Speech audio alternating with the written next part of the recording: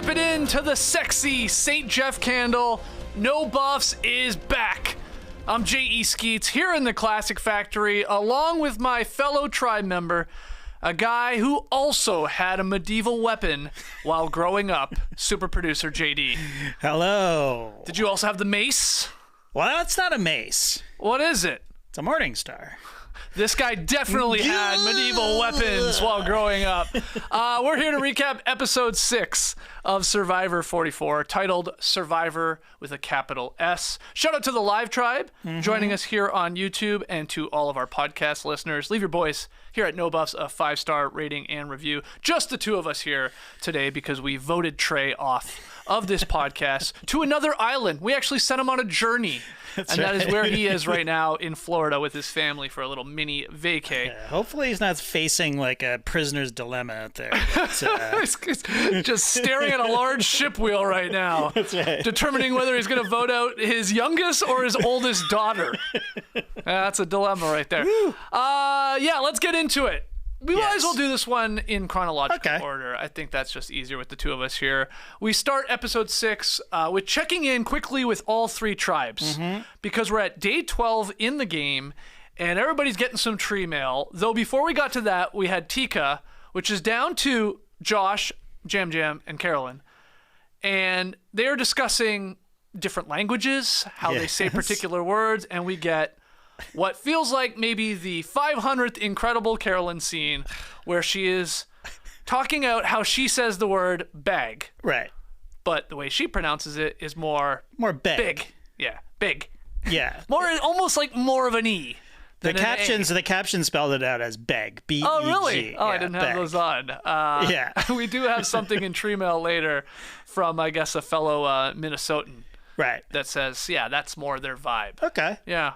But you say it. How do you say it? Because we're Canadian. I mean, it's sort of mini-like. I'd like a bag, please. Yeah, I sort of hear it. Really? A little bit. I'd like a bag. It's because we don't do the, like that, like she even like jokes, like we do less like sheep. Right. Bag. Right. Bag. Yeah. When they repeated it, it sounded quite harsh to me. Yes. Actually. Bag. Hey, I'm going out. Get my bag. Oh, going down to the corner store, get some smokes. Hey, trying to put them in a bag. Yeah, and well, in Carolyn's defense, though, what kind of fucking idiot was she talking to in Denver who didn't understand? Yeah, good point. Right? Like, come on. They were being a dick. Yeah, totally. Yeah, we know. What? A bag? I'm at a store. Exactly. I'm buying things from you. What could I possibly be asking for to help transport these things to the car wherever she was going? Great scene, though, to start this one off. We also had Josh mainly telling us in confessional, like, I want to get the hell away from these two. Like, I'm sort of done with the Jam Jam and Carolyn show, and he's obviously survived by the skin of his teeth here a couple times now. So he tells us that. That sets up things nicely because we check in with Soka. Hey, tree mail. 10 minutes to collect your things. Right. They seem to take that so in stride to me. I'd be freaking out. What do you have? I guess, but I mean, well, if I've buried an idol somewhere, that could be an issue. Or I don't know, maybe my socks are drying down by the beach on a stick. I don't know.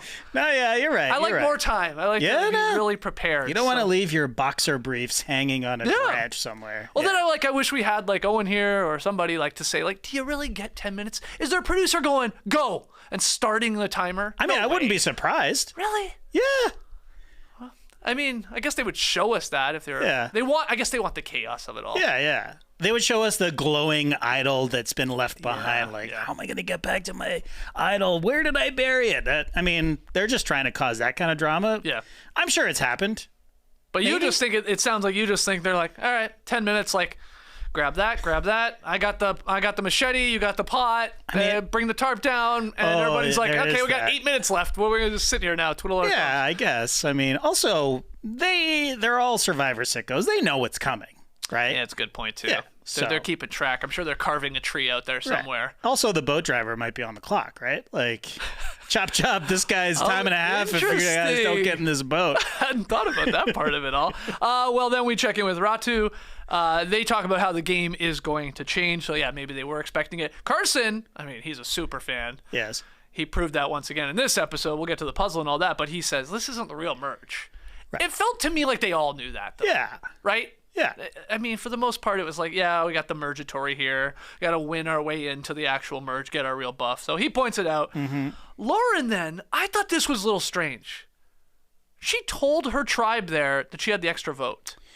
Right? That's what happened.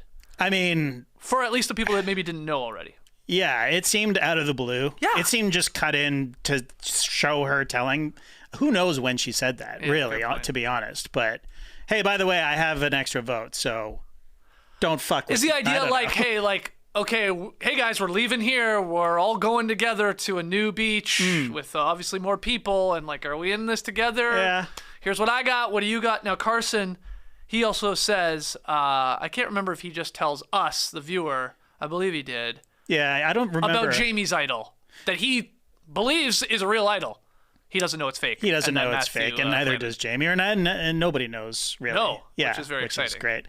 He also said that I have a useless idol, and I'm not going to hide it from anybody. But we don't see him reveal that to anybody, as far as I know. Good point. Good point. So yeah, he's sort of going over things. But I thought that part from Lauren there. You're right. When was that actually filmed? Yeah. And like, why was that put in there? Anyway, that's where we are. Day 12. Everybody going to like this pre-merge portion of the game. We go, they're all on the same beach. Kane excited to make new bonds. Josh, he starts doing a lot here. Yeah. He tells Brandon that he has the cage idol. Right. He tells Jamie that he has a fake idol and that he already used his journey idol, which he actually did.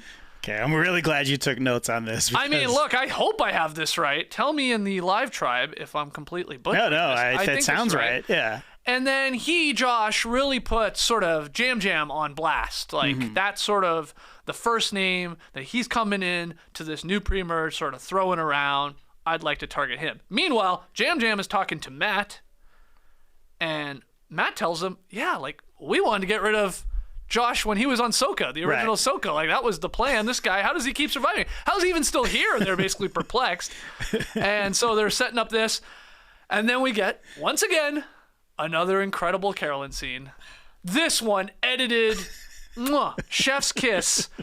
It's about her and the difficulties of fitting in a larger tribe. Yeah. Which would be like, I think to a lot of people. I relate more to Carolyn than any other character in a very long time. I thought about you in this situation. Really? I really did, and how this would be a bit of a struggle to you. Like, it's one thing after maybe 10 days to getting to know people, smaller tribe, you're sharing things, I'm sure, like getting along. But then, yeah, like suddenly a bunch of new people, and it's like this, you know, for some people, maybe not me as much because I'm a little more out there, but it's like finding of where you can like slip into conversation. Right. And what, like, how personal are we getting right away? Yeah. Can I make people laugh? And are they, of course, going to like me? Yeah. And so you saw the struggles of Carolyn. Totally. And just the way that they added the reverb to the group as they were talking, and just like her just sort of fading out. Like, I'm like, fuck, that's 100% me. And I totally felt for her. Yeah. Just being just sort of like a quiet person, like you know, and you know me, I've got a decent sense of humor, but I also have a pretty racy sense of humor. Like I don't know, I don't want to push boundaries. I don't want to piss anybody off. So yeah, I completely related to her. I also think she's so self-aware about who she actually is as a person. Right. Which is like this very funny, very like zany or whatever, unique for sure personality, and that she knows, especially playing Survivor, like that could rub people the wrong way. Totally. And like, I can't believe, like, a lot of people that are like that, for the lack of a better way to put it, they don't. Right. They have no self-awareness. Right. Exactly. And so, like, it's incredible that she does to me. Yeah. And she's already annoyed coming. This was no, okay. The merge feast is after. But yeah. Carry on. Yeah, I mean, so we get this edit, like you said, of like everybody's sharing their stories. Laughter, ha ha ha, and then like we keep seeing her, and it's like she sort of appears awkward or like fidgety maybe, and like again like trying to just like get a sense of everything, and then it cuts to her saying, I like sweating. Yeah. And honestly, I don't find that weird thing to say either, right? I think the editors were like, well, what's the weirdest thing she maybe said in this group setting? And it's like, okay, we'll go with that one. I like sweating, and like some people like maybe rolling eyes. And they definitely added a pregnant pause in there, and they're like, okay, all right, good for you. I mean, who doesn't like a sauna? Whatever. Yeah. But it was so good. I love that scene. We also get here Carolyn telling us that she trusts Carson 100%. And I thought of you here. I knew it. I'm telling you that I'm a little concerned about this moving forward. I said this a couple episodes ago, that for sure she 100% trusts Carson. I think Carson wants to work with her, don't get me wrong, but I'm terrified that later in this game, an emotional decision will be made from Carolyn's point of view, and a more game-bot, total strategy-wise, and like cutthroat move will be made by Carson. I hope it's flipped. I hope I'm completely wrong. I hope so too. But I'm terrified of it. It seems to be her only weakness, and it's a huge one. Yeah. Just this affection that she has for this complete stranger who, I think does she say that he reminds her of her son? Or that was said early on, I believe. When you have that sort of connection, and if this person reminds you of your son, I mean, that you are just asking to get your heart ripped out, which I hope it doesn't. Like you said, I hope that it's flipped. I hope that she turns the tables. I think she's savvy enough that if she catches wind that he may betray her, that she'd be good enough that she wouldn't let that happen. Yeah. But yeah, it's just I'm worried about it. Again, I hope this doesn't happen. I'm drawing a blank on the kid's name way back. I want to say Survivor 10. Okay. Old man Tom. Yes. Who goes on to win, and he has like that sort of father-son relationship. Right. With, who was it? Tall, skinny kid. Maybe someone in the stream team or in the live chat can help me. And like that, there was that was the dad sort of more betraying the son there, but. Oh man, I'm a little worried. And I was like, oh, okay, that's interesting that they include that. Because then we take a commercial break, we come back, it's night 12, and we get the two of them talking, Carolyn and Carson. Mm-hmm. They chopping it up, and then Jam Jam comes in, and we get the Three Stooges. Right. I hate that name for this. They're not Stooges. I don't know why he picked that. Yeah. At least they didn't put hashtag Three Stooges Alliance or whatever like they used to do, right? Yeah. But it's very self-deprecating. Which is fine, but come on, they're not Stooges. These are three of my favorite players in this season. Sure. So, and I'm not so sure about Jam Jam, but two so far of the savviest players I think in the season in terms of the reads on the game in Carolyn and Carson. I think Jam Jam is savvier than we think he is. Yeah. I mean, he recognizes his mistake right away. Put it throwing out a name. Although I would argue that Danny made a worse mistake by. Anyway, we'll get to that, But yeah, I think they're all three very savvy. I love them as an alliance. I just don't like the Three Stooges. But do you have something better? Three Amigos. Three. What else is there? Menage a trois. No, that does not work. See, that's that racy humor that gets you in trouble. I know. Sometimes. I'm already voted out. Sean telling me here in the live chat, Ian. Ooh. Tom and Ian. Way back, I believe, in Survivor 10. Okay, so we do have the Three Stooges, though. I'll let you guys determine who's who. Who's Curly? Who's Larry? Who's Mo? Curly was the larger of the Stooges. Curly's the most famous of the Stooges, right? Like he's a lot of that. Yeah, and he's carrying a few extra pounds, so that's got to be Jam Jam. You're gonna go Jam Jam? Okay. But it's between Jam Jam and Carolyn. Who's the goofiest? I mean. And Mo is the leader, and that's Carson. Okay. So I guess Larry is Carolyn. Okay, fair. That works for me right now. Carson tells us in confessional he wants to sit back, let the big players basically eat each other, and then sweep up sort of all the outcasts to form a final alliance, or the last remaining alliance. That's the plan from Carson. Well, he's definitely been watching the last few seasons of Survivor, because that's how you win. That's a good point. These days. We take another commercial break here, and we come back. It's still night 12, and we get a quick scene here. I believe this is setting up for next week, or at least in the coming episodes. Matt and Frannie, once again, flirting pretty hard. Canoodling, I would say. Yeah, I would too. Over rewards. And like taking each other on them and having some fun with that. And yeah, some, hand holding there underneath the shelter. It's pretty hot and heavy for Survivor these days. Really, really is. Matt also reminds us, or at least me, no vote at this next tribal council here. But he's got a great new sweater. I know. I was admiring that sweater, too. That's a nice sweater. I would have loved to have been hiking in the Utah National Parks with that. It's always Trey that notices when they get new clothes, right? And I guess I've started to notice, too, like, we're putting you all together. Here's more stuff for you to wear, which I like. But that sweater I liked it a lot. Yeah, it looked good. It popped. And they also talk about, though, they keep saying this, though they don't really keep doing it or practicing what they're saying. Talking about not telling everyone about the relationship. Like they're aware enough that like this will not look good, but right. I mean, as we will eventually get to it next time on Survivor, it's like Lauren for like the 10th time it feels like it's like these two, man. Like she's rolled her eyes at it before. Yeah. She says something here like this power duo. I don't understand how they're kind of oblivious to the fact that they're saying, oh, they're all over there. There's a shot of everybody sleeping by the fire. It's like they don't even notice that we're by ourselves here in the shelter. Of course they notice. They definitely notice. It's just like, let's let them have the shelter. So you're saying if we lined up everybody on that island separately and said, hey, who out here do you think is, possibly in like a little flirty couple? Right. You're pretty confident all of them would say it's Matt and Frannie. All of them except for Jamie, based on what the editors are telling us, because she doesn't seem to, she hasn't clued in. Sure. But yeah, I think it's pretty obvious, no? You're probably right. Also, it's got to be the type of thing, if Lauren thinks it, and maybe one other people, I'm sure you would spread that information. Yeah, of course. Hell, you can make it up and spread that information. It would be plausible. Yeah. Okay, I'm with you on that. I believe most of them out there are at least aware of it, and they're going to try their best to, I guess, keep it under wraps, keep it in the shelter at night. He's walking around with a boner the whole time.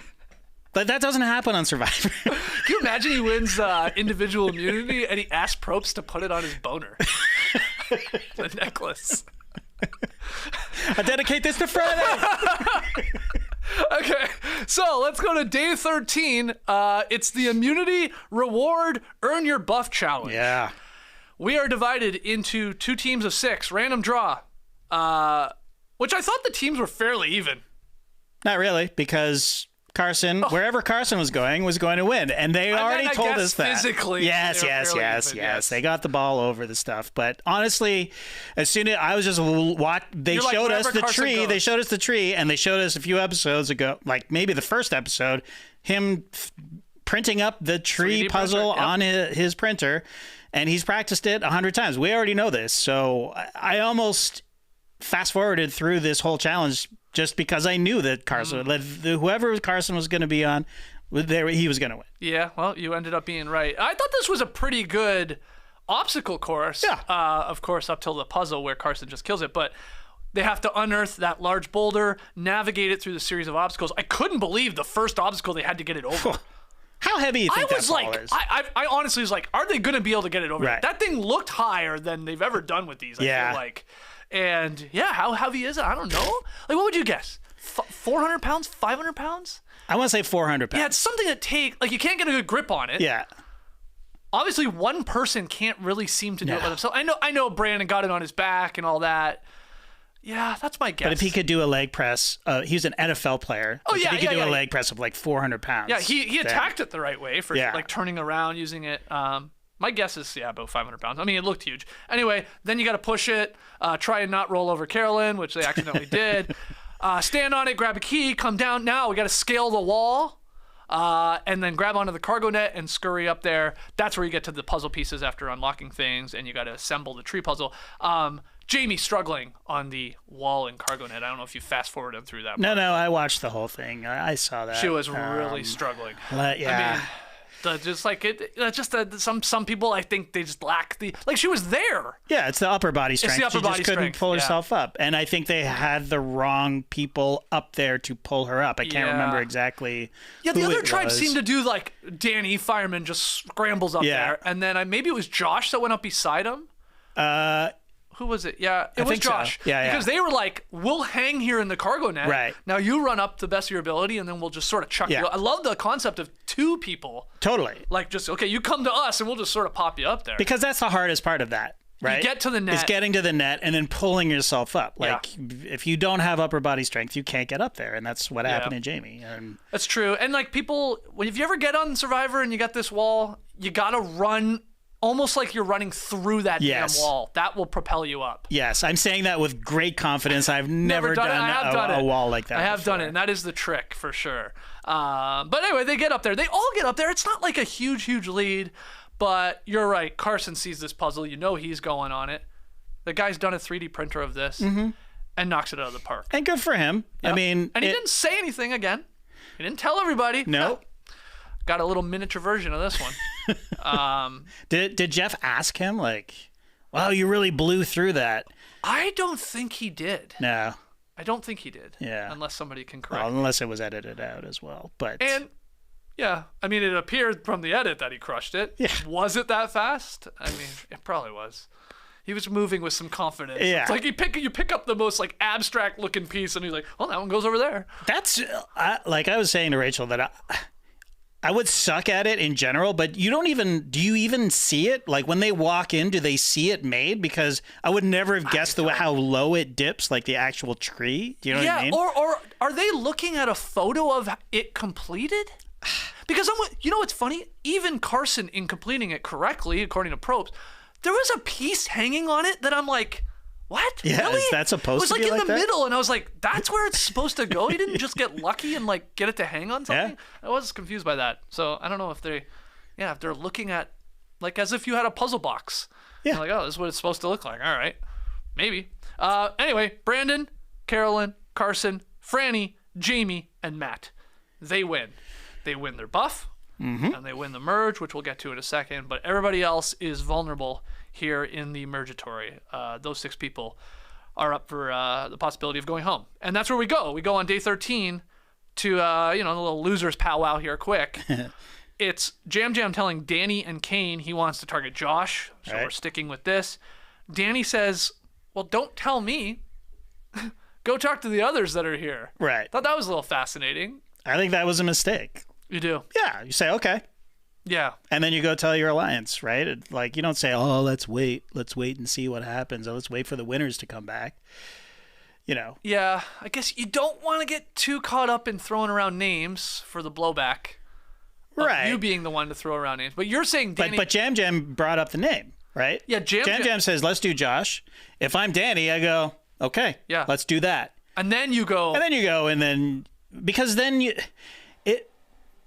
otherwise, you don't get Jam Jam going, shit, I've made a mistake. Like, then he's like, all right, cool. We're going after Josh. And then you can always change your mind, or you can go back and, you just agree, right? Like, why wouldn't you agree with Jam Jam?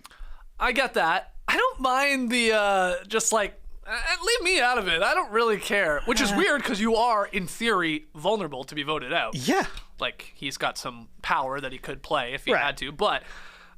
he just is like, hey, look, talk to... It's like what I do, like, in a group setting where people want to order food. Right. I don't want to have anything to really do with it. I don't want to decide whether we're getting pizza or whatever. It's just like, I'm the same easy. way. Go talk to my wife. Yeah, she's calling all the shots, and that's basically what Danny did. But I felt like, man, is that what he said, though? Or was he like, I want to talk to the winners? Go talk to the others. He was like, yeah. He was saying, I thought, okay, cool. Yeah. I'm on board with that. But like, I didn't get that. We got to get more votes. So it's like, you better, don't worry. You've done your job with me. Now go do your job with other people. Then I misread that's what was I going on. Forgive me, Danny. Forgive me. Well, again, I could have this all wrong. I'm running on very, very little sleep last week. So Josh, he is talking, I believe, meanwhile, while they're in the water, where it's like Jam Jam, Danny, and Kane, Josh is talking to Lauren and Heidi. and I can hear you now, some of you. Who? Especially Heidi. Josh is talking to them, and he is saying, Josh is, let's target Jam Jam. Again, this is all stuff that we had early in the episode, and it's continued here now. Josh calls him a snake, I believe. He uses the hard S there. And the ladies say, like, yeah, we're down. Like, fine. Anybody but me type of vibe. Yeah. Cool. But they start talking about where the idol is. Right. And that is the one concern in this game where there's a million of them. Some of them fake, some of them not. It's like, sure, but we better have a backup plan. Because who knows who's got one of these out of the 6 people that are vulnerable. Fair. A fair concern on their part. Yeah. So, yeah. I mean, I just love this little showdown between Josh and Jam Jam, you know? Like, yes. And then the attempt to make up in the woods afterwards. But Josh, it's rich Josh calling Jam Jam a snake because everybody already thinks that Josh is a snake. I know. It's just... I find that part... I feel like we miss stuff from how he is day to day on the island. Well, I mean, we talked about it last week. With Jason. Yeah. Like, was that last week? Yes. Oh, my God. I know. What day is it? Just that he lied about... He's been lying about his profession and his life this whole time. Right. And he has walked into this merge with a web of lies to different people. So how could he not come across as being shifty and snaky? He also doesn't seem to be, from what we've seen with the edit, I'm sure he's an awesome guy in real life. He doesn't seem to be the warmest type of person. No. And so maybe that rubs people the wrong way. I don't know. Yeah.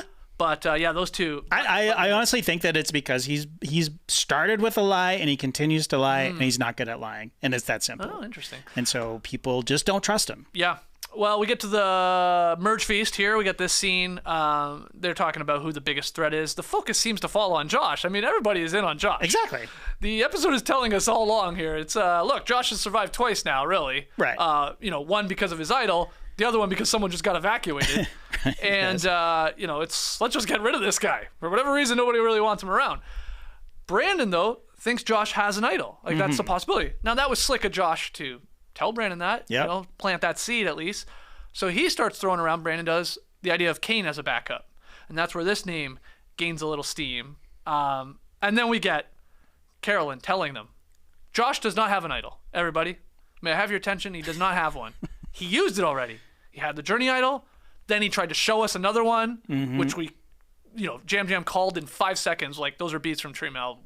He's literally laughing while he was holding it. And Josh was like, please give me that back. Yes. And once again, though, no one seems to be listening to her. No. At least in the edit, she is telling everyone pretty adamantly he doesn't have one. Right. It's fake. Right. And no one trusts her. No. They don't really, they're like, hey, okay. Well, back to it. Yeah. I mean. So what's going on? What's going on is that she's being underestimated yet again. But to put myself in their shoes, to be around Carolyn for that first day, as we just mentioned, she said barely anything, right? Yeah. So she's very quiet. She only really knows Josh and Jam Jam, and, Josh can't stand her, or has had enough of her at least. So she's on the outs with him, and then Jam Jam also has a trust issue with her as well. So she's basically withdrew into herself, and she has a kooky way about her, which Omer mentioned on Tyson's podcast. I thought that was a great word for it. She's got a kooky personality, right? And so when she's talking the way she talks and her mannerisms and everything else, they're just not going to believe her, Yep. But also, she's going to win the game. Like, she's going to win the goddamn game. You think she is? You think this is the edit we're getting here? I think that she's getting a winner's edit. That she is just, they're continuing to show us that she's underestimated when she's actually playing a really good game. And just because of her personality, no one really believes it. Yeah, that she's, really good at this game. Well, we know she's good at the game. We know. She knows the game inside and out. When I think about it now, I think that the editors told us she was winning this game from the very first shot, the cold open that we never get. This awesome lady sitting on the beach going, what do? Do I just talk? Right. It's like, Okay. She's winning. What would be fascinating about a Carolyn win is, do you remember it felt probably we started doing it in like season 5 of Survivor. I don't know when it happened, but the fan base was all like, somebody's got to go out on Survivor, play like a crazy person. Yes. Put on an act. Right. Obviously be playing the game behind the scenes and all that, but like put on the act that you're like Philip Shepard and there was theories that he was even doing that, though he wasn't. I was in on that theory. And so this idea, like someone goes in that is very smart with the game of Survivor, puts on this act of like, I don't know what's going on and is all over the place, blah, blah, blah. And then at the final tribal council says, aha, takes the mask off, says, I played you all. I actually have done this, and like I'm an actual genius at this game, and like everybody's like, oh my God. Yeah. That might be happening here. Now, not, you know what I mean? But on purpose, like not on purpose. Not on purpose. Right. It's just, she's such a unique character that it appears like that's what's happening to all the people out there. Right. That she doesn't know anything. And like, okay, she's telling us this. We can't really trust her. She's a bit all over the map. But like, can she at a final tribal council, if she's there, say, you underestimated me. Here's what I had, here's what I did, and all that. Right. And like, to me, that's almost the equivalent of this dream Survivor fans have had. Totally. Of this person playing undercover the entire game. In a weird way. You know what I mean? I'm here for it, and that is the $1 million question. Can she pull it off at the final tribal council? But she's got an idol. Nobody knows. She knows exactly what's happening in this game. She is telling them. Josh does not have an idol. I'm telling you, he doesn't have an idol. That's going to come to light that it already has come to light because he would have played it, obviously. Right. So she was right about that. But they're still going to continue to underestimate her because she has a kooky personality. Yeah. And this is a social game, and she's a little on the outs. And I think she's used to being that way. Like she's an introvert and she has kooky mannerisms and that's, but I think she can win because guess what? Marianne had kooky mannerisms too. Yeah. And I heard Rob say that like over the last couple, winners here, Gabler, to less extent, but Marianne and then Erica more like just sort of like this very quiet sort of like convincing people that you underestimated me. It's the underestimating part in the new era of Survivor that's where the winners are coming from. Right. The like, you didn't think I could do this, you doubted me, and now look where I am. And right. Now give me the $1 million. Yeah. Yeah. It's possible. So she's either going to win this game or what I said, Carson's going to like break her heart. Right. And then we'll all be heartbroken. I have faith in Carolyn. I think the more I think about it, the more I'm just like, I think she's too savvy to get played by Carson. But there is that connection. The sun connection is very, very strong. Yeah. All right. Well, we're all back on the same beach. This is still day 13. Rob brought up a great point on his podcast. Like, I feel like this Mergatory timeline is a little different than they normally do because they all came together, right? Then they did the challenge. Some of them go to eat, and then the rest all go to the beach, scrambling to figure out who they're going to vote for.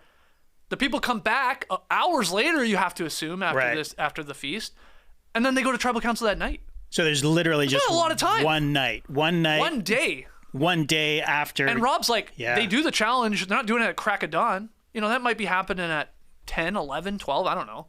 Yeah. And so they only have like a couple of hours, probably. Yeah. So the time for them to eat and come back, and then they go. Yeah. And like, again, a lot of these people have never even like met each other. Yeah. So it's like a quick turnaround. And I think that is a little differently than they normally done it. Again, shout out to Rob for that one. But it's pouring rain. They're all under the shelter when everybody comes back. Some people say, let's go to the rocks there. It's sort of protected a little bit. Jamie tells a group of people, okay, sounds like it's Josh. That's the name being thrown around. Frannie tells Josh the common name is Kane. Now, I believe this is like to try and blindside him. Yeah. It's like, okay, that's where we're going. Josh then tries to build a bridge with Jam Jam. And he talks about voting for Kane there as well. Yes. You're laughing at that. I loved that scene. That scene, the two of them, so great. Josh and Jam Jam. I mean, just Jam Jam's reaction to like, okay, we want to suddenly make up with me? Great. Oh, you're going in for a kiss all of a sudden. Okay, I'm married. I just loved that. It was so good. Scene. I think there was a Jam Jam confessional there too, where he talks about like sort of screw that. Right. I want to be the one to get Josh out. And he says gratification the craziest way I've ever heard it pronounced. He said like every single like syllable. Gratification. Yeah, it was so good. I loved it. Okay, we have Brandon saying he doesn't trust Kane. So this is where like Kane's name is gaining some steam here. As the backup, but maybe it's like almost growing a little too much. Carson decides, I'm going to go tell Kane, your name is being pitched by basically Soka. And then does get Kane freaking out, as it would. Like, Sure. what? Of course. And he runs to Brandon, Kane does, and I think Danny's there and Heidi's there too, and he's like, "What? Why is my name coming up?" Now Brandon agreed with him. He's like, "Yeah, it did." Right. Which was interesting because, like, wouldn't Kane be like, "Well, why didn't you tell me?" Well, there's already a little bit of friction there because he knows that Brandon's said in a confessional, that guy voted for me. I forgive, but I don't forget. Oh, yeah, so I there forgot is about that that. between them. Yeah. So I could see that. But really, the takeaway here to me is Carson kind of getting away with it. Like, because Brandon confronts him, said, "Hey, man, what are you doing?" And Carson's like, "Oh, I messed up." And he takes off his glasses and he's like, really playing it I up. really messed up there. But, you know, he was protecting his Pokemon bro there. Yeah, his nerd bro. Yeah. So this is just a testament to Carson's social game, I think, is just he tattletaled and got away with it. Yep. So. Matt, he thinks Jam Jam might be the easy vote. Now he's just like, I just want to go wherever the big numbers are because I don't even have a vote. Right. So I don't want to get. It was smart of him to be like, I don't want this to get too dissected. Yes, we probably need a backup plan, but like, if it gets down to too many people being thrown around and everybody thinks I might be like the deciding vote in a particular way, well, that could blow up in my face.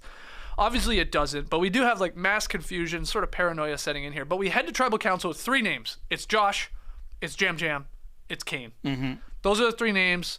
We're finally going to have a guy voted out of this game. At this point, halfway through. 2 medevacs. It's crazy. But no one actually voted out. That's been a mill. So, Tribal Council Night 13.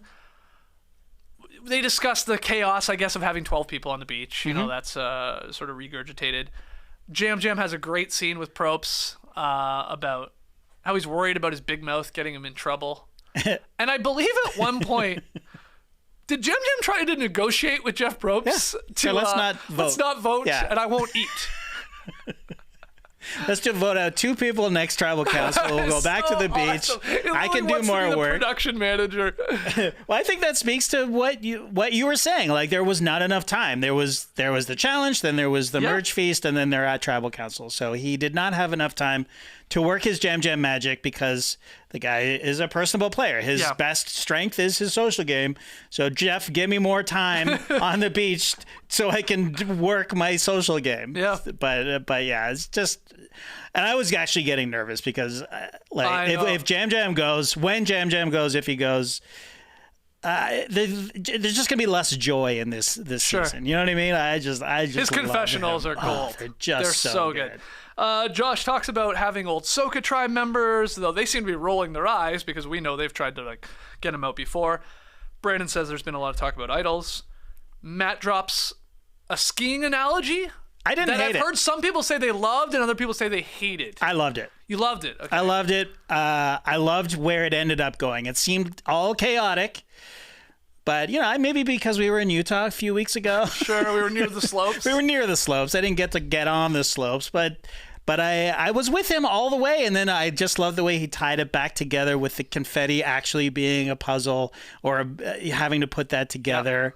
It was good, but also I know that people are getting annoyed with analogies in general at Tribal Council because there was the obligatory shot of Jeff going, I love it. I love this. My crack cocaine. That's right. What is Survivor like? I've never thought about it being like skiing. It's a real metaphor guy, our Jeff Probst. It wasn't bad, though. No, it wasn't was bad, fine. and it was sometimes the people, when they try it, they go a little too long. Well, I hated the car analogy that, what's her name? Jamie? I forgot. Not Jamie. Was it Jamie? Was it Heidi? Heidi. Yeah. She was like, oh, I picked up passenger A, plan A, passenger B, plan B, passenger C, plan C. Okay, we get it. I wonder if she just kept going all the way through the alphabet. Okay, so we don't mind Matt's. Yeah, Heidi's... It was just tedious, that one. Okay. It's like, we get it. We've also had versions of that one before. Right. I mean, there's been a lot of... get on a train, get on a bus. I feel like airplanes, maybe. Maybe, even? yeah. Yeah. Anyway, let's go vote, and that's where we come back. Probe says everybody has an idol. You want to play it? Go ahead. And we get shown Josh fake grabbing for his bag. Now, like, we know he doesn't have it. That could have happened any time during this tribal council. Come on. Yeah, I guess. Because it's a little weird. Because it's like they've already voted. It's like you would be doing that. If anything, you'd be like fidgeting around before people go vote. Yeah. Try and really play it on. Yeah, exactly. Anyway, Josh voted out. 7 votes in the end. So what a wild run for a guy that nobody seemed to like very much. Like he lasted a very long time. He got saved by a swap and then saved by a medevac. Yeah. Really? Yeah. When you think about it. I believe so. He got 7 votes, Jam 3, and then Kane got 1 in the end. Carolyn. Yeah. What's going on there? That is going on there. Maybe the ultimate backup plan? Yeah. I think it was just a name to have just an alternate in case he played it, maybe? I guess. I don't know. Yeah, it's a little strange. She got distracted by the Morning Star. That's possible. Anyway, so Josh gone, and there's 11 left. Probst throws out the remaining 5 merge buffs. And here we are. We are officially at the merge. Congratulations to all the jury members. Well, is it going to be the case? Oh. Wasn't last year? Oh, Dwight. Right. Didn't Dwight make the merge and then they didn't. He wasn't on the jury. I'm pretty sure that happened. That's right. Okay, sorry. So we don't know. Back. We don't know. Who knows? I believe you make the merge, you should be on the jury. I think so too. Yeah. But we're old school. We are. We will find out what they do, I'm sure, next week. But that's the episode. We got lots still to dissect here because we got to talk about this idea of redoing these puzzles. And whether that should maybe get tossed out the window when you have guys like Carson doing 3D printers of them and practicing. And we have some other really, really fun questions. So don't go anywhere. We'll be right back with No Buffs. It's getting hot here in Atlanta. Tried to play pickleball last night. Brutal. Dripping with sweat. Ugh. Luckily, Bombas is here to save the day with a brand new promo code for No Dunks.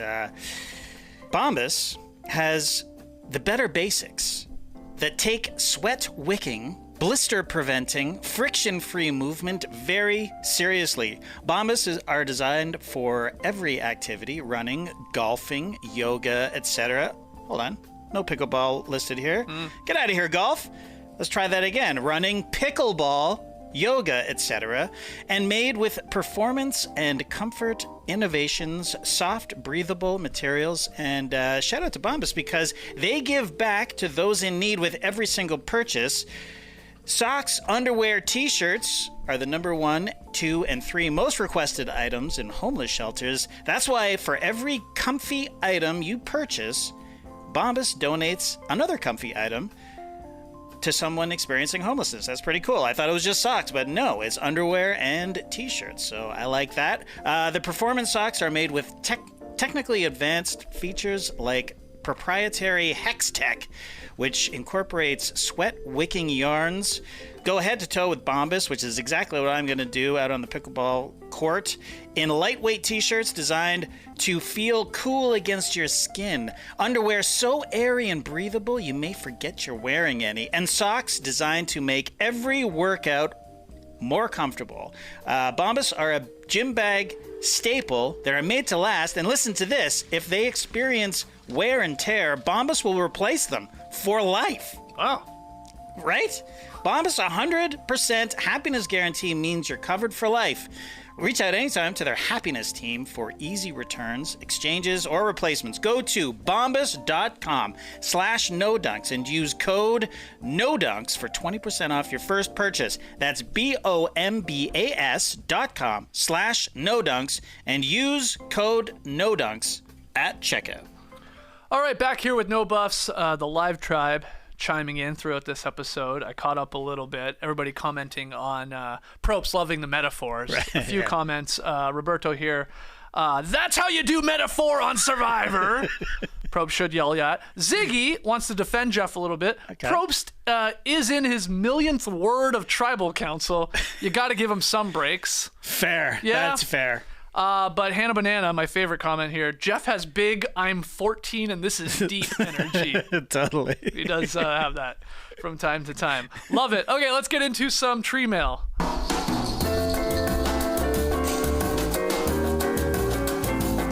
All right, our first one from @graphic__Mark. He just wanted to tweet into us in saying, I can confirm that is how Minnesotans say beg. Beg. So it's not far from bag. No, it's not. It's pretty close. But actually. I mean, this is like the thing where like I say about. Yeah. And people are saying like, oh, you're saying it about. Yeah. And it's like, no, I'm definitely not. But they're telling me I am. Yeah, I get the same thing. Right. About. Beg. Stegosaurus Flex. Rate this season's merge buff. I personally think they are fire.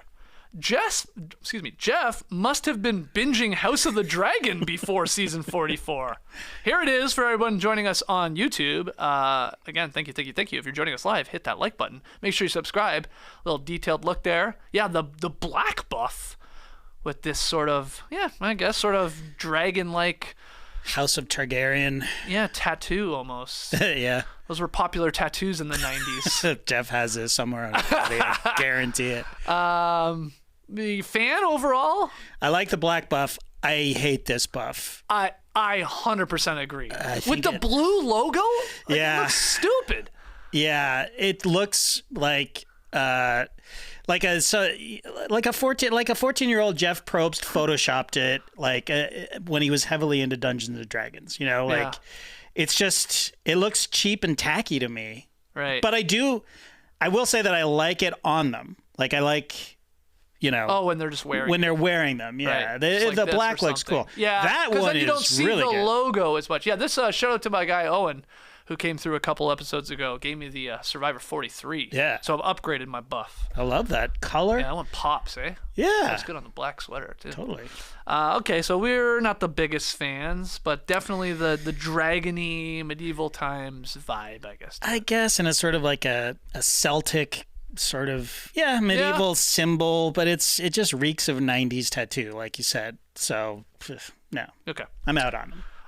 This is a fun one. Question from our guy Doug Galassi on Twitter. If Purple had lost the challenge, we're talking about obviously the immunity /reward / earn your buff challenge last night, who do you think goes home? So the winning team, again, Brandon, Carolyn, Carson, Frannie, Jamie, or Matt. Who goes home from those 6 if they were put in the position where they were vulnerable? Probably Matt, because he doesn't have a vote, and I think that Frannie may have potentially thrown him under the bus.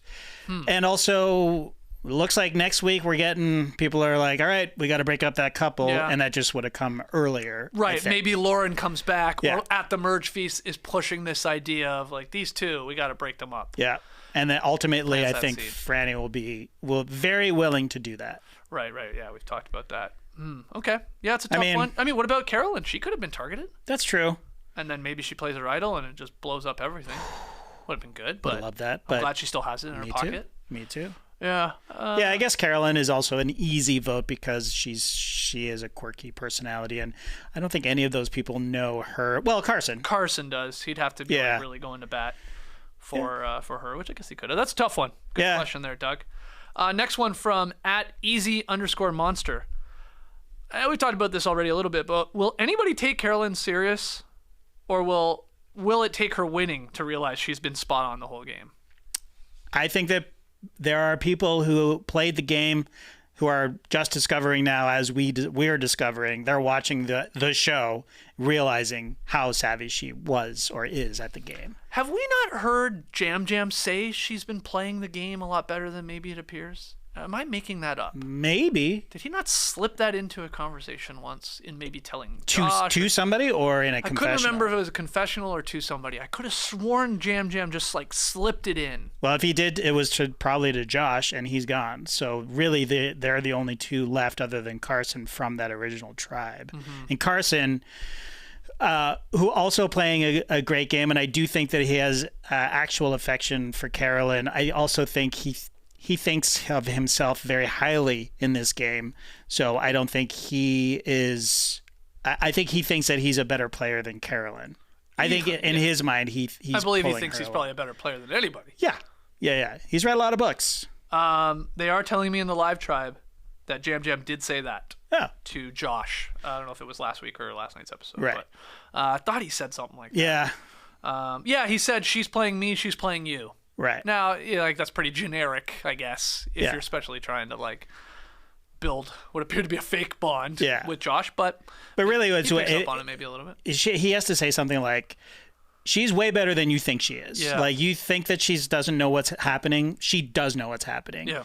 And Jam Jam doesn't even... Nobody knows about her at all. So Jam Jam already knows that she's savvy, and he doesn't even know the half of it. Mm-hmm. So she gonna win. She gonna win. Okay, let's get to the puzzle talk here. At Andrew_Perna, given how well Carson is doing with the puzzles, do you think Survivor will do away with the established ones? And then we also had Austin Tourist from Manila tweeting in, I'm sick and tired of the bat, the tree, the fish, or the snake shapes. Sounded like a DMX song. For the puzzles. If you were to recommend an object or animal for the next puzzle, what would it be? I'd say maybe a burger or pizza. And then that could be their reward. Oh. Yeah, food puzzle. I don't hate that. I don't mind that, Austin. That's not bad. But let's talk about the first part that Andrew and a lot of people wrote in about. I know Dalton Ross was writing about it. Okay, these players are just too savvy. Should we just start over with puzzles? It's not like you can't come up with a new puzzle. Or are you of the opposite mind? And it's like, the guy did build it. I believe you can also buy them. Yes. So he could have maybe saved himself some time. But it's like, what's the harm in that? Like, it's you don't first off know it's going to be out there at that particular one, and like, shouldn't we reward players for like putting in the work? What do you feel? Yeah, I mean, last week I feel like I would have been on the other side of this, where I would have said, and I think we even talked about just the way Evie was so. They were able to do it in literally 10 seconds. Like, it was the balls in a pyramid shape, and Evie was able to do it so quickly, and I was amazed by that. And they even said, I have one at home. I've seen it before, and I bought it, and I practiced. So shout out to Evie. And this has, by the way, been going on for a very long time. I remember like 15 seasons ago, people saying, obviously practice fire, duh. Yes. But like, you better get one of those little slide puzzles. Mm-hmm. Like, that's going to be out there. Yeah. Like, get comfortable with it, the idea of it, the tricks and tips to it. Right. I mean, this is just taking it to the next level. Yeah, totally. But there are iconic puzzles, like the tree, the bat. What else is the snake? Fish. And definitely the fish, yeah. I like the bat, the hanging puzzle. I don't think it's that easy. I haven't seen anybody do it in a ridiculously fast amount of time. Mm-hmm. But like I said at the beginning of the show, as soon as I was just watching where Carson was going to end up, and then I knew that they were going to win. So that's not good, then. That's not good. That is not good. Right. So either maybe they shouldn't have shown us that he had 3D printed this puzzle 4 episodes beforehand. Because I knew that. We already knew that he specifically had printed that exact puzzle. Okay, hold on. They knew that. They see that footage. That's like a thing they've learned about Carson. That all but guaranteed to me that they were putting it in the season. Yeah, of course but you do want it to as see a it flashback because you want to see it whatever. as a cool, holy crap, look at this kid doing what he did and then kicking ass on this. Or they might even be hoping even more. He shits the bed. He shits the bed. Yeah. So if I'm a producer, I'm definitely, if I know that, I'm like, yeah, let's see him. I don't disagree with that. But I disagree. Don't show the audience. Don't show us, because I already knew that he knew how to do it. Okay, so you think he should have killed the puzzle? Yes. Then flashback. And show us. And like confessional, like, yeah. I 3D printed that. That's when you tell the audience that he is that much of a sicko that he prints stuff on his 3D printer. But they told us that 4 episodes ago, so I was like, why am I even bothering watching this? I mean, it was fun to watch the big balls go over his stuff and everything else, but it always comes down to the puzzle. Yeah. Exactly. Okay, so you just more. So maybe they have a point. Maybe we should retire Dalton some Ross's of big them. point is the whole concept of this game of Survivor, having been on for so long, is production is always trying to stay 2 steps ahead of the Survivor players who are trying to figure out this game that is always evolving. Right. But at a particular time, they can start to. We've had people that jump in the live tribe the particular code for lockboxes and stuff like that. They just keep repeating them, and people have picked up on this, and obviously this information gets shared and all that. So they just have to stay ahead of them. So why is this any different? Just create new puzzles. It's no small task to make this massive puzzle, right? Maybe they think that we all want to see these iconic puzzles too, right? Well, that's a good point. I think people are like, oh, the bat. Yeah, the great bat. one. I love the bat. Yeah. But really, it's the challenges that are iconic to me, like the seismograph or whatever they call it, the 2-ball thing that they do. Yeah. I love that one, and I love to say I want that to come back. But that's not a puzzle; that's a challenge. Or there's a whole bunch of them. The hold your breath one that Owen killed, those things are iconic and keep them. But a puzzle is a puzzle. Like a slide puzzle is a slide. Put whatever you want on the slide puzzle, and it's still a slide puzzle. And they actually the twist this year was they're 8 tons each. The little blocks. Yeah. So, I don't know. I honestly don't know how I feel about this. If you were to change them, what object or animal would you? I like the food, like a hot dog. A hot dog would be hilarious. A hot dog would be great. Why can't we get crazier though? Go on. Jeff Probst. Portrait of Probst. Portrait of Probst. Be hilarious. just a giant 3D version of Probst. Yeah, his exactly. headshot. Yeah. Or former Survivor legends or something. Ozzy's butt. Butt naked Ozzy. OnlyFans Ozzy photo. Yeah. What's his face's living tattoo? Yeah, Cody. Cody, that's right. I don't want to call him Brody. Probably because he's such a bro. Yeah, you can do anything. Yeah, you're right. You're right. What about just like a 1,000-piece, tiger jigsaw puzzle, like a real right out of the box? My mom does. Yeah. Yeah. Okay. Some great ideas. Final one here from @SurvivorNowPod, another great Survivor podcast. Danny, Carolyn, Carson, Jamie, Lauren, Matt, Frannie, and Heidi are still playing perfect games. No votes received. Mm-hmm. They would have to sweep the jury. Probably unlikely, but who is, of that bunch, the most likely to play only the 3rd perfect game all time? The other 2 were Cochran and JT. Again, no votes received, and obviously receiving all the votes at the end. Right. So it has to be unanimous at the end. Yeah. That's the perfect game. Of this list, put me down for Carson. I think his social game is on point.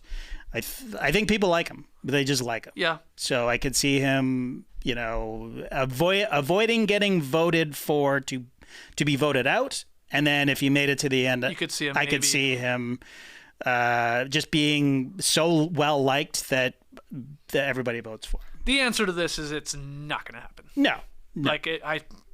I just don't believe it. But I don't mind that Carson pick. Has Carolyn not? She has not gotten a vote yet, I guess. No. Well, that would be a crazy one to go the perfect game. That'd be amazing. I could see her getting. That means her idol would never be played, really. Right. Which seems pretty far-fetched. Well, you can still play your idol but not get any votes. I'm not sure they would consider that a perfect game. You did receive votes. Oh, of course you blocked them. Well, hold on, no. But you can play your idol but not get any votes. Right? Well, what do you mean? Hold on. If I went to tribal council, you guys put 5 votes on me. Right. That is 5 votes. No. And I played my idol. I'm safe. No. But does that count? Does that blow up my perfect game? I'm not sure. I don't know what Survivor now considers in that instance. Right. I'm saying that you could play your idol but still not get any votes. Oh, sure. And that's still that would be a perfect game. Yeah. Okay. I see what you're saying. We're saying 2 different things there for a second. Yeah. I think that should count as a perfect game, though. If you block the votes, if you get 5 votes against you, but you played your idol, that's part of playing the game. You block those votes; they don't count. You know what? It's almost like a no-hitter. You gave up a walk. It's not the perfect game. I'd say it's even more perfect because you knew exactly when. I know how you could spin it, but you did receive votes. Right. You were targeted. Your name was written down. Right. Now I mean, a perfect game is so stupid then because it's like, you flew under the radar and coasted through. So you did so little that nobody saw you as a threat, so they didn't want to vote you out. So. Okay. Well, Survivor Now Pod, can you fact check that, Carolyn? Because we got somebody in the live tribe saying Helen voted for Carolyn. Okay, yeah, I thought I saw. Oh, maybe you're right. Yeah. Okay, remove her from the board. Okay, I guess we'll go Carson. Or that's so tough. Like we even see like elite winners not even sweep at the end anyway. Right. Like where you're like, somebody just votes for somebody else for whatever their reason. You know? Exactly. It was like James voted for Cassidy through a vote her way, I believe. So that is very tough. I don't see it happen. I think it's. I mean, you're going Cochran and JT, so we're talking a long time. Yeah. The perfect game. And now in the 26-game season, everything's moving so quickly. I mean, I don't even know if we'll ever see it again, for being honest. Doubtful. Especially with and so many good players now too out there. Like so many. Like we don't have recruits. Like Ooh. And not to mention the shot in the dark is in play, so you're always splitting votes just in case. It's very difficult to get through today's game of Survivor without a single vote. Yeah. But fun question. Guys, thank you so much for sending in your tweets and your emails. Keep them coming all the time, all throughout the week, but especially on Wednesday night after the episode airs and Thursday morning when we're starting to get ready for the show. We'll take one more break. When we come back, we got to look at our No Buffs Fantasy Survivor pool and look ahead to next time on Survivor. Don't go anywhere. This is a public service announcement for the hard seltzer lovers. Listen up, Neutral Vodka Seltzer has arrived. Well, if you're a fan of this show, you know it's been here. It's been here for a minute. Weeks ago. Yeah. We do full live shows. That's based right. On this. Exactly. Yeah. But for you newcomers, sure, Neutral Vodka Seltzer has arrived. Made with simple ingredients like vodka, seltzer, real juice. Neutral just tastes good, like real good. So good that you'll never want to drink another artificial tasting seltzer again. You can kick that crap to the curb. That stuff out of the playoffs, not even in the play-in. Neutral's locked up the #1 seed when it comes to the hard seltzers. Its light and refreshing taste will show you what a vodka seltzer can be. There are a variety of real fruit flavors. My personal favorite, it's at the top of my leaderboard right now, the blackberry lemonade. Oh, so good. I've heard so many good things about the lemonade. I'm just thinking about it right now. I got one, Skeets, if you want one. I mean, it's early, but crack it. It's rich and earthy, yet crazy refreshing. Especially here in this hot Atlanta weather. Sipping that on the porch. Well, put it on ice. Pour it over ice. That's a good See, call. this for us Torontonians coming out of the winter, so you're telling us like this is the drink to look forward to in spring and summer. I'm calling it right now, Neutral's Blackberry Lemonade, the drink of the summer. Wow. Yeah. Wow. 2023. That's The MVP race is over. Yeah, that's right. Check out Neutral on Instagram at Neutral, N-U-T-R-L. You can find Neutral in stores, at your favorite bar, at your favorite live show in Houston, or learn more at neutralusa.com. Try Neutral, the one with the umlaut. All right, back with No Buffs, our Fantasy Survivor Pool update. We do this with the Make Your Picks app. The links are in the show notes. Jump in if you feel you still want to have or try and scramble to get back in this thing. You've 5 or 6 weeks late, but you could still beat me. Yeah, that's true. You could probably beat me too. What I did though, I played it smart. I'm pretty happy about this. Last week, the 3 I had targeted as possibly going home, my votes were Josh, Jam, and Kane. Okay. And I said, you know what? We obviously get the medical evacuation there with Matthew, and I said, sticking with those 3. Sticking with them, run them back. Yep. It worked. Got 10 points, obviously, for having Josh being eliminated there in episode 6. Same. So you did have him as well. I had Josh, but I used an extra vote. Oh, nice. To put on Matt.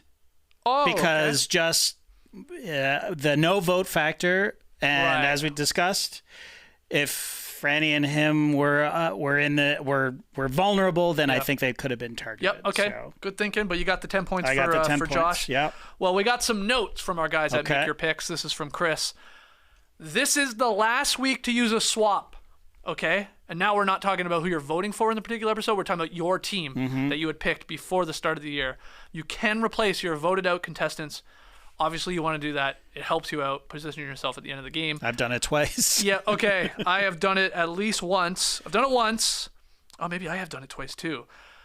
You need gems for the swaps. You can complete challenges within the app on the dashboard page to get more gems, or you can buy them if you want. If you're really, really crazy about the No Buffs Fantasy Survivor Pool, and we love to see it. So I might stoop to that. Yeah. Not stoop to it, but why not, right? Yeah. It's not, well, I don't know how much it is, but anyways. I don't think it's too bad. Okay. So you want your gems. You got to use the gems for the swaps. Again, you can complete challenges to get them, or you can buy them if you want. Now that we're post-merge, you only get 1 vote per week. So now you do not get to pick 3. So it is going to get very difficult. Correct vote is worth more points though now. So it's going to be more than 10 points. Yeah. Because obviously you only get 1 person to pick. And last week, JD, you heartlessly shamed a No Buffs contestant in second place for not voting. Yeah. That person, that was Dan Lindsay. That poor guy had all of his votes stolen from him the last 2 weeks. Yeah. So you may want to give a bit of an apology to our guy Dan. No, not a bit of an apology. A heartfelt apology. Nice. Dan, I apologize. I don't know why it didn't occur to me, because the same thing happened to me last time. Yeah, you were season. like at the top, and people were trying to steal your votes. To be fair, I was a little more visible. Yeah, because your name was there? Wow. You do the show? I do the show, and, maybe I got a little cocky about being so high up. Mm-hmm. Chris also threw me under the bus by tweeting it. Chris. Wow. Maybe Chris should apologize to me. Oh, heartfelt apology for heartfelt apology. No, it's all good and good fun, and it's a good reminder that you can buy, or you can use your credits or tokens to get an idol to block people from stealing votes.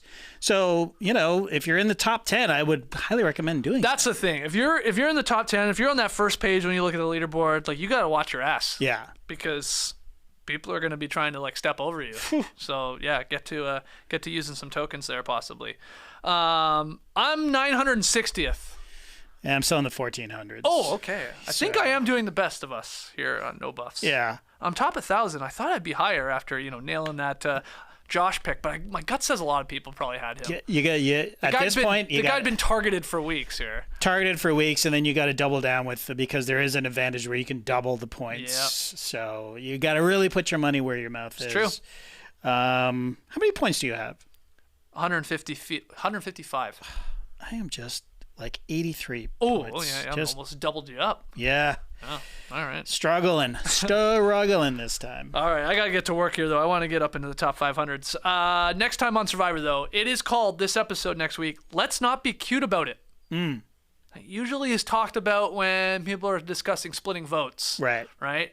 Where you can get a little too cute. What we see from the preview is Kane playing Dungeons and Dragons, real life Dungeons and Dragons. He talks about grabbing magical items, he's scurrying around the beach. There's a little key and stuff like that, and he gives a great huzzah or something. It reminded me of your older son. Well, thank you, Lincoln. Yeah. Just the way he said it. I feel like I've seen your son do that in a play before. Oh, 100%. Yeah. 100%. One of his friends watches this show. No Buffs. Shout out to Finbar. Finbar, what's up, my guy? Lauren points out, again, this Matt and Frannie duo. Yeah. And, she has been on this, it feels like, from the first episode. She's got her eyes on those two, so maybe that is going to come into fruition here. And then we get Probe saying, there's a twist. Mm-hmm. You will have no say in who goes home. Do you have a theory on the twist? I've heard one good one.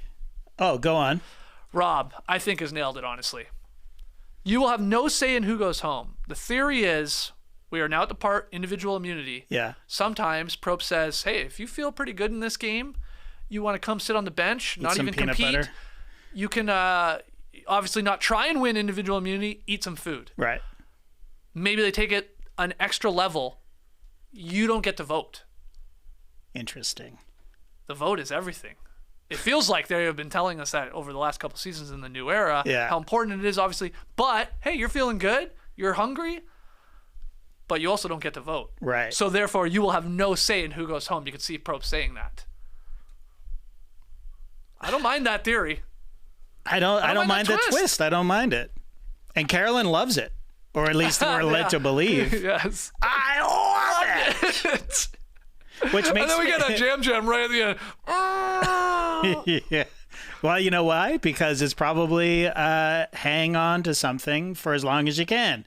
Carolyn loves it because, she's given birth and she's a slight woman who can hold herself up for a long time. Jam, not so much. Oh, so you think it's quite a physical one? Well, I think it's all. Usually, it's here you guys eat, and while these guys stay up and struggle and watch you eat, but it's going to cost you more than just immunity. It's going to cost you your vote, which I think that's probably what that sounds logical. It sounds logical. I think it's a great theory. It's a decent little twist.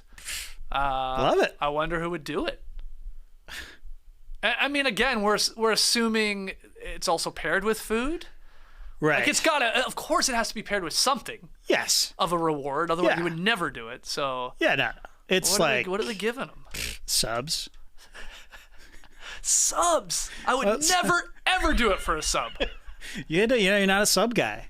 I'm really not. I mean, I'll eat a Subway sandwich every once in a while. Who's eating a sub? It seems like they got subs at the merge feast. That's why I said subs. Yeah. I mean, if it was chicken fingers or nuggets, I'd do it in a heartbeat. Yeah. Pizza? Island pizza does not really.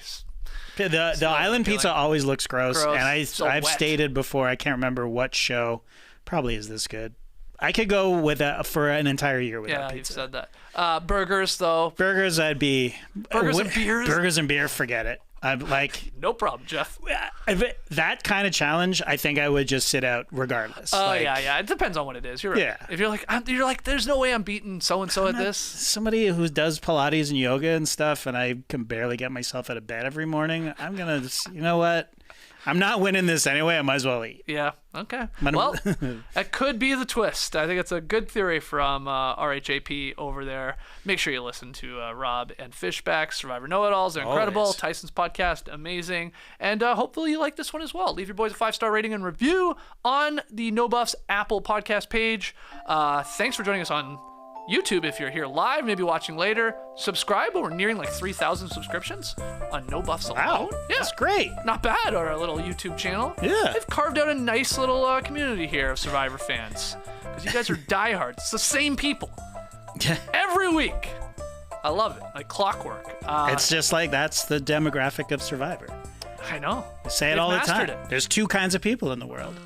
Those who are diehard Survivor fans and those who are surprised to hear it's still on the air. Yeah, there's not really in-betweeners. There's no in-between. No. I mean, we've at least made some basketball fans into... That's true. The pandemic was very good to Survivor. Tass was a perfect example. This guy was looking for illegal streams so he could watch it in the Dominican Republic. Yeah, that's what you know. I mean... I don't even think I would do that. I know. I would just watch it when I get home. Yeah, exactly. But that's... He had to know. I think his wife's really into it, too. Oh, really? He's into it, too. Yeah, okay. So maybe, like you said, kids are asleep. You've had a long day at the pool or the beach. You just want to put it on. Yep. On your laptop in bed. And he watched it. We'll have to task you on one of these. For sure. As we move forward here. But thanks so much, guys, for joining us here on another hopefully fun edition of No Buffs. Oh, we should say we did not make it out, unfortunately, to last night's Bryce and Wen watch party here in Atlanta.